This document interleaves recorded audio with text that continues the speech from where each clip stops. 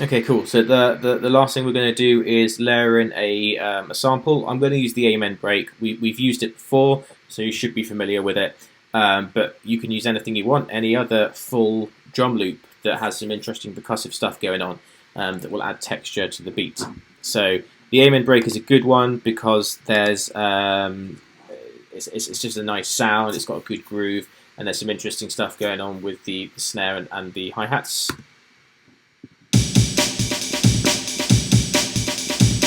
Okay, so this sample is in the list of sample packs that I've uploaded and sent you the link for.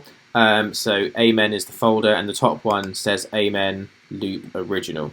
The other versions are the processed ones.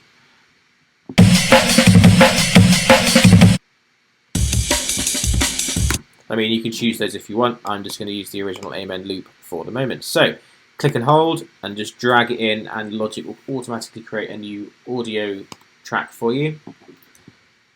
It's fairly obvious here that the pace, the timing of this loop is wrong. It's not at set 170 BPM. If you play it, it's not right. So the length of this loop, this Amen loop, is 4 bars.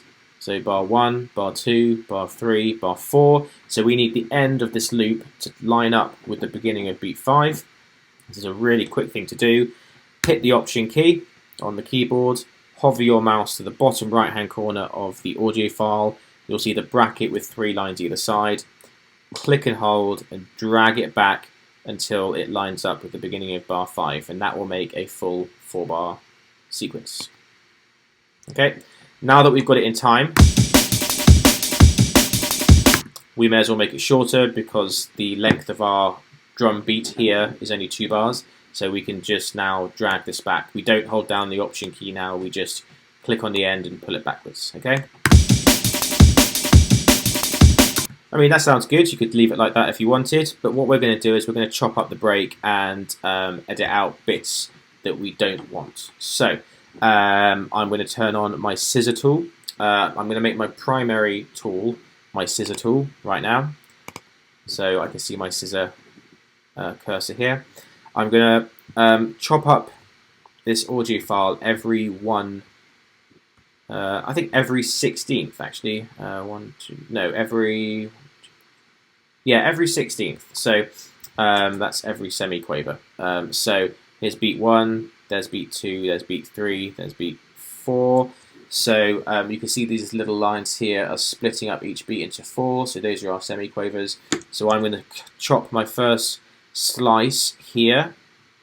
And if I hold down the Option key on my keyboard, the cursor changes slightly and you see a little plus symbol.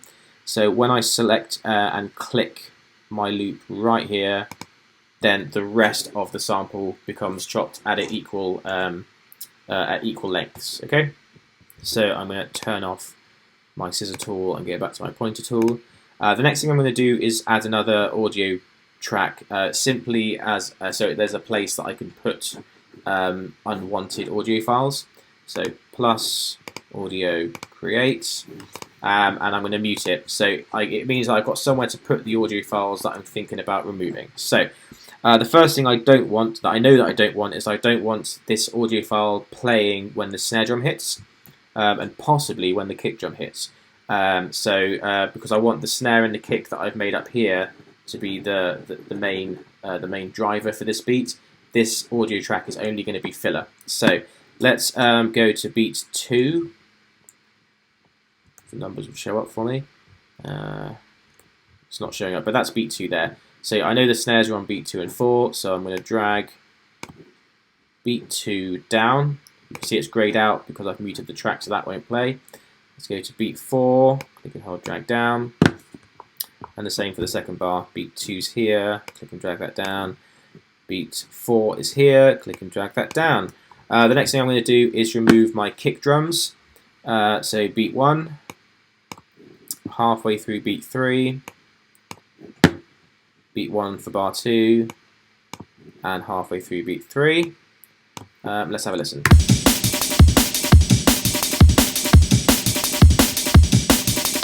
Still sounds a bit weird.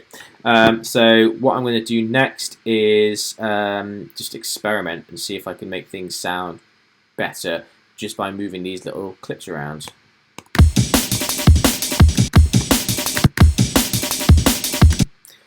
This one here kind of makes it sound a bit too stuttery. Yeah, as does this one here.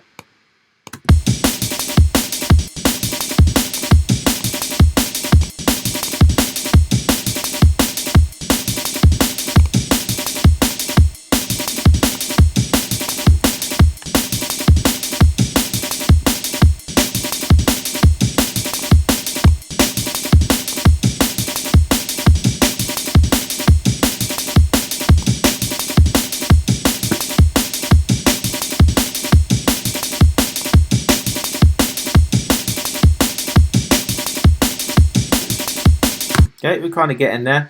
I think this hit here, you can see it in the waveform if we zoom in, is quite a bit louder than the rest of the waveforms that are playing. So I might make this one here, this one and this one a little bit quieter. So what we can do is if we open up our inspector window and we open up this, this top region here, we can change the gain, which is essentially the volume of these audio clips. So if I select this clip here and then click and hold on the gain and drag down, you can see I'm making it quieter. And as I'm bringing these numbers down, you can also see that the waveform is getting smaller. So let's try that one. We'll do the same for this one here and this one here.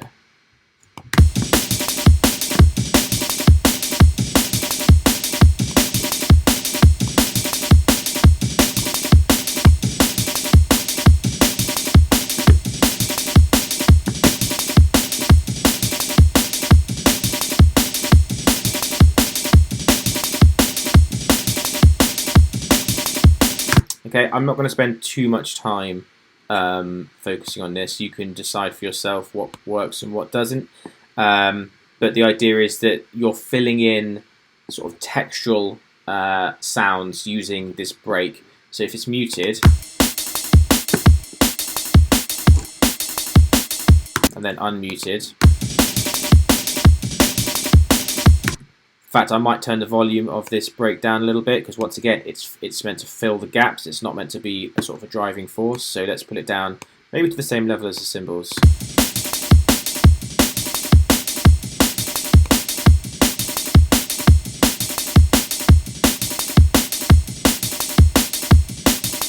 Okay, so that's kind of a rough gauge of where you want to be at. Great. Now the last thing we're going to do is we're going to use a tool called compression. So compression basically makes things quieter. Okay, that's kind of the main idea. It makes the loudest part of a sound quieter, and as a result, it means that the quietest part of that same sound are louder, so it's a bit more even dynamically. But the way we're going to use it is we're going to use it to make the cymbals and the amen loop break quieter only when the snare drum plays. Okay, so this will be a new concept, so don't worry if you haven't experienced this before. So let's select our cymbals first of all. Now on the channel strip on the left hand side, we can add effects and we can add compression. If you can't see the channel strip, you have to click on the eye here. Now if we go down to audio effects and hover over the menu for dynamics, there's a compressor option. So we're going to select a compressor. And don't worry too much about what all these knobs are doing. But basically this little needle here will go down whenever the volume is being reduced. So for example, if I just solo the cymbals and hit play, the way it's been set up at the moment by default is that the hi-hat's a little bit loud, so what's going to happen is when the hi-hat plays, it brings the needle down, so the compressor is actually making it slightly quieter. But we don't want the compressor to be triggered by the cymbals, we want the compressor to be triggered by the snare drum. Okay, so really easy to do. This is called side chaining, so we're chaining in a sound from somewhere else. Top right hand corner of the compressor, it says sidechain internal. We want to click this and hover down to instrument, and we're going to select the instrument that we want to sidechain into the compressor, which is the snare. And because I labeled my tracks correctly, it's easy to find it. Snare. So now what happens is whenever the snare plays, this needle will go down. The snare's not actually, we can't actually hear the snare, but it's definitely doing something. Let's solo the snare as well.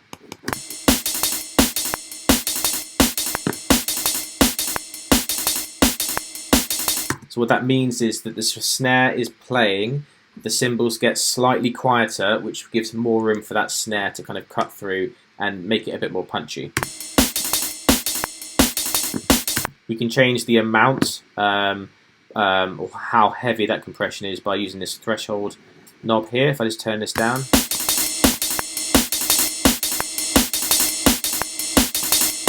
you can hear it's really, really obvious there. If we turn it back up, it becomes less obvious.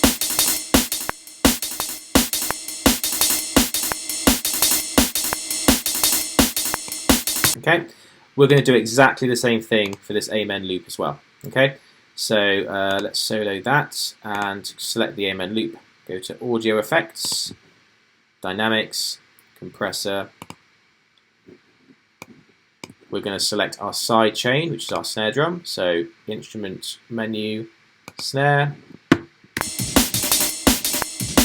You can see as the snare plays, the needle goes down, which means it's reducing the volume. And let's just mess with the threshold knob here. The lower the knob, the more aggressive the compression is.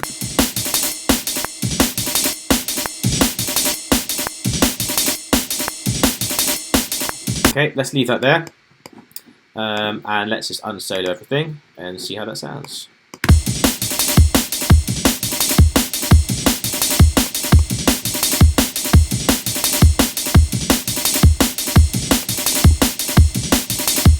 Cool. Okay, so that's the basis for our drum and bass beat. Video 1, I showed you how to, I showed you where the sample packs were and how to import them into a sampler instrument, like so. In video number 2, we looked at creating the basic beats, the kick drum, the snare, cymbals, and some hi-hat fills. And in this video, we looked at adding an amen break, or whatever break you want to use, slicing it up and removing some of the samples, and then using a compressor to send the snare into it, so that whenever the snare plays, it reduces the volume of this break and also the cymbals. Good luck with that, and I'll see you all soon.